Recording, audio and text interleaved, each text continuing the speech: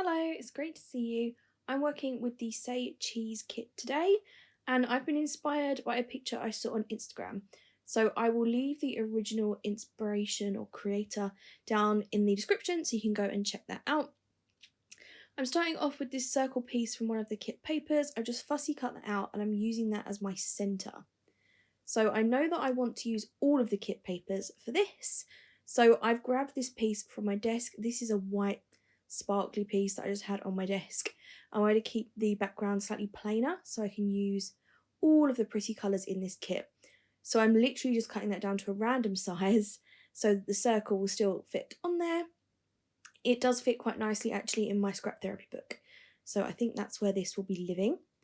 Then I'm just cutting strips of the different papers.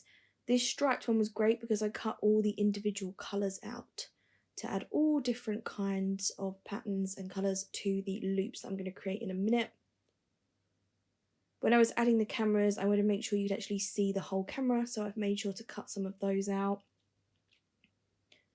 And then just strips from all of the other papers. Then I'm folding these to create little loops. I start off using double-sided tape to hold these together. Later on in the video, I decide that hot glue is much quicker, so I go with that, but for now, double-sided tape is working fine. Just creating those loops and tucking them behind the circle so I can sort of see how they're going to look when I glue them onto the back of there later on. Now I have all my loops, I'm using hot glue to just glue those on the back in a sort of evenly spaced pattern, I would say. And then I go ahead after I've done this and fill in the gaps with the next layer. So that's the last one or last two. Then I'm adding these sort of in between the ones I've already got on there.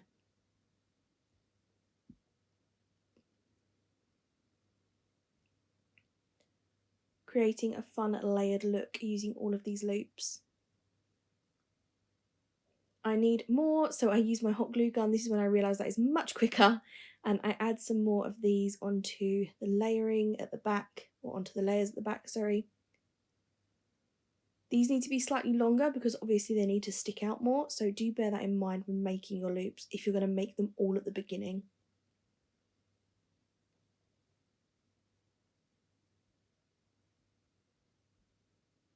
Using that striped paper both ways, so as individual coloured stripes and then as the multicoloured ones that you can see here.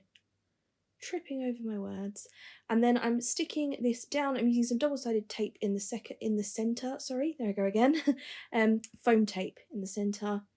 Some glue around the edge and then just sticking that into sort of the middle of the page where I want it to stay. I think about decorating the circle in the centre, but I decided this would be perfect for a photo. In the finished product photos at the end, you will see that I did get a picture of my gorgeous niece that fits in there perfectly.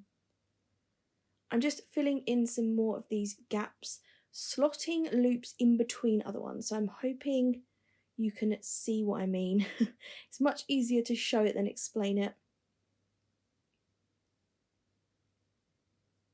There we go, just filling in some of the gaps.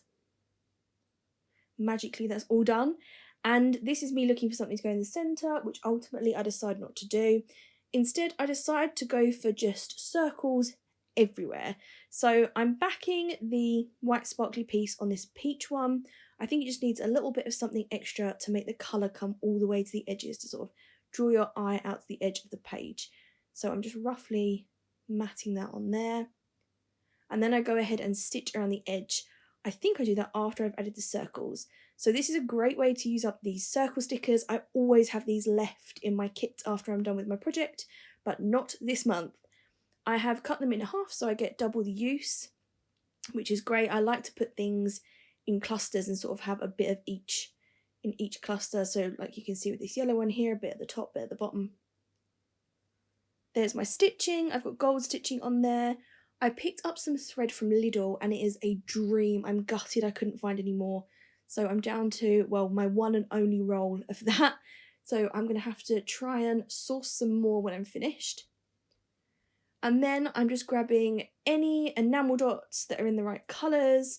I managed to use up a ton of these. So I've got the ones I've just used that are on the left of the screen now are matte enamel dots from Freckled Fawn. And I am so pleased that I've got some of those used up. I barely ever reach for those, so it's great to have them out of my stash.